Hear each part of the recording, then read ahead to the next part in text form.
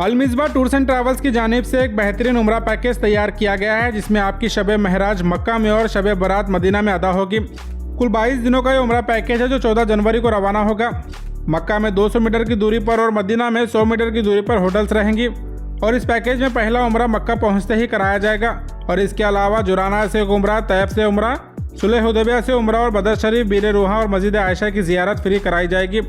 और इतना ही नहीं, इसके अलावा मदीना में 50 स्पेशल ज़ियारतें और कुरान शरीफ की फैक्ट्री की ज़ियारत कराई जाएगी। 1,25,000 रुपये का पैकेज है जिसके ज़रिए आप उम्रा रवाना हो सकते हैं। और याद रहे, इसके लिए लिमिटेड सीट्स अवेलेबल हैं। इसके अलावा 6 जनवरी, 20 जनवरी और 27 जनवरी को भी उम्रा पैकेज तैयार किए गए हैं। इन पैकेजेस का प्राइस 1,10,000 रुपये है, जिसके ज़रिए आप उम्रा की सआदत हासिल कर सकते हैं। अलमिज़बा टूर्स एंड ट्रैवल्स शहर का एक भरोसेमंद ट्रैवल्स है, जिसके ज़रिए हर महीना 4 से 5 गुरु उम्रा के लिए रवाना होते हैं। अगर आप भी उम्रा रवाना होना चाहते हैं तो ज़रूर स्क्रीन पर दिए नंबर पर कॉन्टैक्ट करें।